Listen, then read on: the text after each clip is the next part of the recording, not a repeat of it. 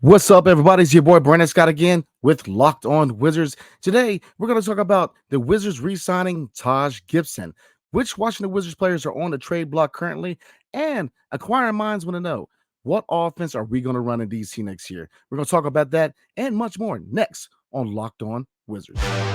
You are Locked On Wizards, your daily Washington Wizards podcast. Part of the Locked On Podcast Network. Your team every day.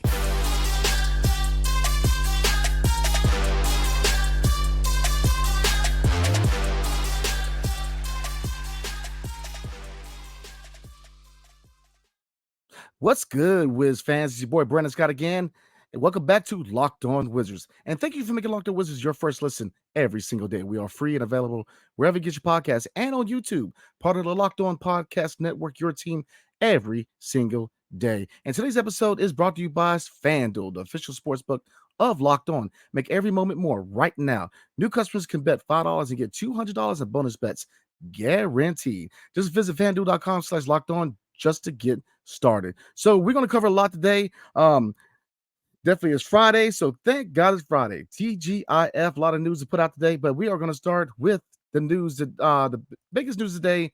The Washington Wizards have re-signed free agent forward Taj Gibson. He's coming back. He is coming back on a 1-year, $3.2 million contract. So start with that. What is my opinion about it, and what is the positives and negatives behind that? Well, I thought that we should have made a run at Christian Wood. I thought Mo Bamba was a target. Bo I thought was a target. There's still, there's some names still out on the market. Bismarck Biyombo. A couple of names out there to back up, either to kind of skip in front of Mike Muscala in the depth charts or be behind Mike Muscala in the depth charts. But I definitely thought that we could have added somebody who, I guess, who can contribute more. Now, looking at Taj Gibson, and he's 38 years old. He had his moments last year, but it was very, very, very, very underwhelming. And I guess the positives. Let's get into positives because I got more negatives than positives. But I guess the positive thing you can think of for the signing is leadership. Right? It's a young team. It's year one of a rebuild. You need leadership. You need veteran leadership. You need guys who've been there and done that. Taj Gibson's been around the league for a while. Chicago, New York. You played at a high level. You played for some competitive teams. He's played with some players, man. You look at the players he's played with. I think that from a leadership standpoint, he's definitely an asset when it comes to leadership. But the thing is, we need depth. So the positive thing about this signing to me is, yes, he does provide veteran leadership, which for year one of a rebuild for a young team such as this one, you need leadership. Kyle Kuzma was the unsung hero last year, in my opinion, and a lot of people share that opinion. You can say the KP was, but and then Jordan Poole, he has shown glimpses and signs that he's ready to step in and be a leader for this team. If you look at certain things like the workout out in LA that he held with members of this team, and the fact that he reached out to Bilal Coulibaly after he was drafted, Jordan Poole is definitely a young leader, but you can never have enough, to a certain degree, you can never have enough veteran leadership. So he definitely provides veteran leadership, which again is much needed for a young rebuilding team. Negatives, Gafford. Can you depend on Daniel Gafford to play more than 25 minutes a night? Remains to be seen. He's often dealt with conditioning issues. He falls for pump fakes at a record rate. He gets into foul trouble. I'm a big fan of Gaff. I think that as a pick and roll lob threat, he's on point.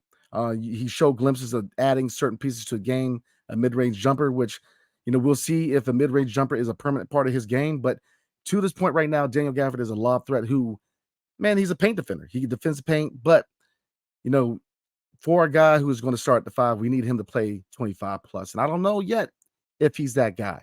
If he can deal with the foul issues, then we're working with something. But we definitely need depth behind Daniel Gafford. And Mike Muscala, more of a stretch 5, stretch 4. Defensively, he's just not really what you want in Wes Unseld Jr.'s system, is being a defensive system. So you definitely need depth. Christian Wood, if you look at the contract he signed with the Lakers, I think that was a very team-friendly deal, that he could have came in, if not started at the 5 for us. He could have played significant minutes because he has proven to be Defensively, I get it. He's not as polished as you want him to be at that size, but offensively, I think he would mesh well with the squad. So I was actually in favor of looking at Christian Wood again, Mohamed Bamba, Bol. There were young candidates that I thought we could have signed, but yes, Taj Gibson has his limitations. He's 38. I'm 37. I'm not saying it's old. I'm just saying you're just saying in your 20s no more. But looking at it, can he contribute if need be? That's the big question mark. And to me, it's just one of those things that have to be answered. Like in like any major move in sports, there's always going to be people who are pro, and there's always going to be people that are con, no matter what. Every move in sports, regardless of the sport, right? So I'm not totally out. I don't totally hate this move because I think that Taj Gibson definitely provides much needed veteran presence. But what happens, man? Like I said, the deficiencies with Gafford's game and the deficiencies with Mike Muscala's game. If he needs to play minutes, what can you really expect out of Taj Gibson at this stage in his career? So definitely comment below. Let me know what you guys think. What can we expect from Taj Gibson? Veteran leadership, yes, big plus. But as far as playing, what can we realistically expect from Taj Gibson going forward? I mean, because like I said, hate to beat a dead horse, but these are the questions for you guys. Can you defend? Well, can you depend on Daniel Gafford to play 25 plus minutes a night? Can he show up the foul issues? Can he be that guy? We need him to play 25 plus. If Daniel Gafford can take that step forward, then I think a lot of pressure is taken off of Mike Muscala having to come in and make up for those minutes. So let me know what you guys think. I think that it's kind of a meh signing. It's not a negative signing. It's not a positive one. It's just is a signing. Leadership is much needed, but as far as what he provides, a lot remains to be seen, in my opinion. So we're going to go ahead and move on. Some Wizards are on the trade block. We're going to talk about that. And if they aren't moved, who could be waived? Ooh, we're going to talk about that next. But before we do, tonight's episode is brought to you by FanDuel. Get ready for the NFL season with incredible offers from FanDuel, America's #1 sportsbook. Right now, new customers can bet $5 and get $200 in bonus bets, guaranteed. Plus, all customers who bet $5 will get $100 off NFL Sunday Ticket from YouTube and YouTube TV. Good God. Now it's the best time to join FanDuel. The app is easy to use, and you can bet on anything from spreads to player props to anything, man. So visit FanDuel.com/lockedon and kick off the NFL season with an offer you won't want to miss. FanDuel, the official partner of the NFL. And thank you guys for making Locked On Wizards your first listen every single day. Every day. The next show, we're going to be talking about what is the lineup and the depth chart going forward into training camp and preseason. We're going to take a look at the depth chart next. So definitely tune in for that. But let's get into it now. There is a report that came out from Neil DeLaw, and it, quote, says, if the Wizards aren't able to find trade value for a veteran like DeLon Wright, Landry Shamet, or Mike Muscala soon, notice I said soon, Xavier Cooks and Anthony Gill could be at risk of getting waived. So let's dig into that. Obviously, looking at the depth chart, we've looked at it a few times. We know that Landry Shamet, of all people, if you're serious about getting Johnny Davis playing time and developing him, and you got to move Landry Shamet. I get it. He's a shooter. Outside of that, what's his true value? But I think that there are, the Miami Heat was one team that was rumored to be interested. I definitely think he has value. Shooting is at a premium. Let's be real. In today's NBA, it is better to be a shooter than just a strictly defensive player. It wasn't always like that. But right now, it's the time to be a shooter. Shooting is a premium right now. Now, I get it. If you look at certain transactions this year, the Marcus Smart move, the previous couple of years moves like Rudy Gobert, defense is kind of getting its value back. Is becoming more of a premium, but shooting is still a shooting age. It's a perimeter-driven league right now. So Landry Shamet is definitely going to get. He has value. Looking at DeLon Wright, we know how important DeLon Wright was. He was probably the most important under the radar acquisition last year because defensively, he's a stopgap. He can shoot. Now, I'm not going to depend on him to be, shooting 38% from three, but he can definitely sit back there and hit the tray, right? So DeLon Wright, with him going down to injury, showed how important he was to this defense, to this team overall, really, with this defensive, capability. So DeLon Wright, definitely has value. And Mike Muscala, again, get on him. He's a stretch 4, stretch 5. Defense ain't his thing, but he can definitely score. He can definitely shoot from 3. So I believe all 3 have value. Now, the fact that they said soon, me and E both said time and time again that we both believe that it may be time for a consolidation trade. Obviously, with this being the year 1 of a rebuild, getting playing time for players such as Denny Avia, Corey Kispert, Bilal Coulibaly, Shawnee Davis, all people, absolutely, you need to find playing time. Obviously, the jury's out who's going to start at 3. Is it going to be Corey Kispert? Is it going to be Denny Avia? Remains to be seen. That decision does shape how the second unit is going to be, but you best believe they're going to try to find minutes for Bilal Coulibaly. But looking at Johnny Davis, what is the main obstacle in front of Johnny Davis? And that would be Landry Shamet. So I think that it really behooves his franchise to move Landry Shamet, and I would look at moving Mike Muscala. Now, with the previous thing we were just talking about, with them signing Taj Gibson, are you, by moving Mike Muscala, are you depending on Taj Gibson to be a backup? I don't know. I mean, you guys tell me. I don't know if I'm cool with that. Like I said, leadership, yes. I don't think Taj Gibson in this stage of his career is ready to be a backup. So I don't know right now if I see Mike Muscala being dealt. DeLon Wright, I'm iffy on that. I'm in favor of him playing his contract through in DC. This is a contract year. Obviously, he's not a long-term piece. So, definitely we need his presence defensively and just a leadership standpoint on the second unit. So to me, if I'm the coach, if I'm the GM, I'm going to showcase Tyus Jones at the starting point, and I'm going to try to move him. If you look at his contract, I believe it's $14 million. He definitely has value, especially for a contending team that A, needs that extra guard, or B, who's dealing with injury at the starting point guard position. So I definitely think that Tyus Jones has value. I definitely believe that. So I'm definitely going to deal him before I would DeLon. That's just me. But if you're looking to make a consolidation trade now, you might be looking at DeLon Wright being moved. Very well. I think that Landry Shamet, if you're within the next couple of weeks or leading up to training camp and preseason, if they are trying to make a consolidation trade right now, the target to me is Landry Shamet and DeLon Wright, because I don't see them moving Tyus Jones till the deadline. And, Danilo Gallinari, you don't know what to expect. He's that scorer. He's coming in with some fire, man, with a chip on his shoulder, but you still have to showcase him. So you don't know what his value's at. So yeah, DeLon Wright and Landry Shamet look like they could be on the trade block. But Xavier Cooks and Anthony Gill risk of being waived.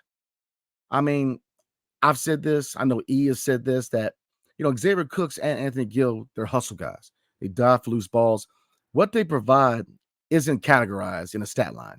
It's just that tough guy. You know what I mean? Like, they dive for loose balls, the toughness, they come in. But, Xavier Cooks and Anthony Gill, they're not going to wow you. They're not guys who, so if anybody on the roster, those two would be the two that would be up to getting waived.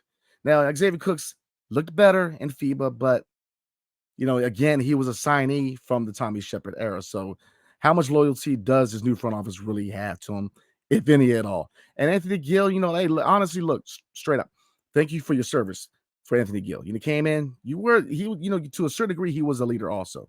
He was kind of a player coach, because he spent a lot of time on the bench. So he definitely was an asset. I'm not going to say he didn't, provide quality time in here in DC. He did. But if anybody is on the chopping block to get waived, it's definitely those two.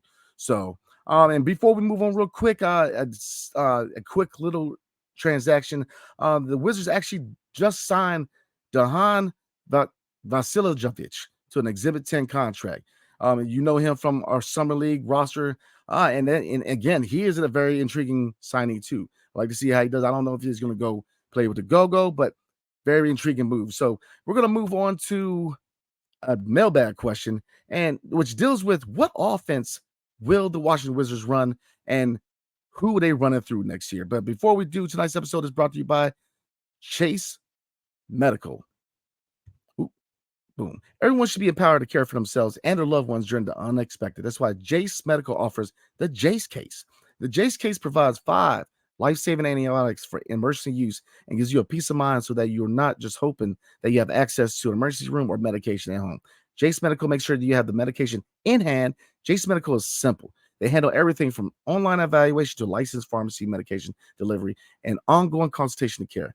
Don't get caught unprepared. I'm trying to tell you guys, former military, but I'm a big believer in having a contingency plan, right? Having medication, having maybe food. You always have yourself, whether you have a family, whether you just have parents or yourself, have the tools necessary to take care of yourself in an emergency, national disaster, war, whatever happens. So I definitely recommend it. You can save more than $360 by getting these life-saving antibiotics with Jase Medical, plus an additional $20 off by using code locked on at checkout on jasemedical.com. That's JASE medical.com. Promo code locked on. So I definitely recommend it, y'all. I'm telling you right now, it's better to have something that you don't need than to need something that you do not have. So definitely check it out.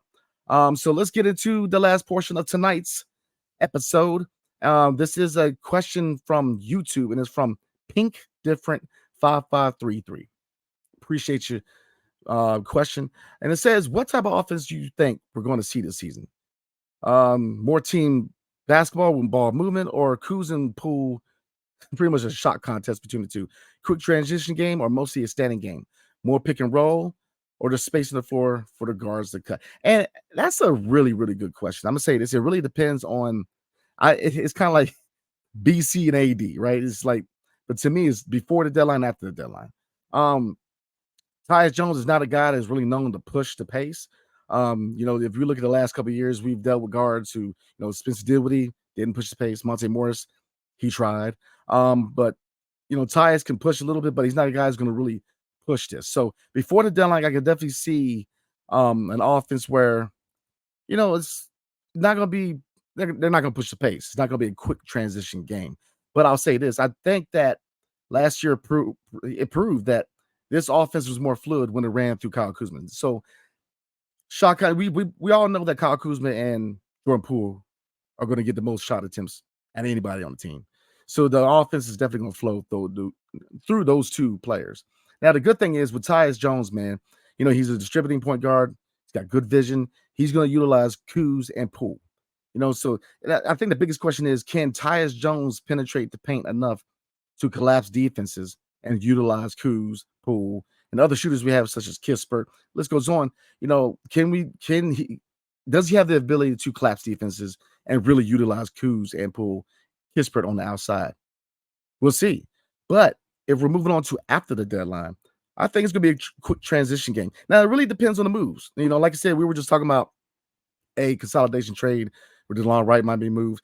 At the deadline, if we move Tyus, then you very well could see Jordan Poole playing at point, which he did last year when Stephen Curry was injured.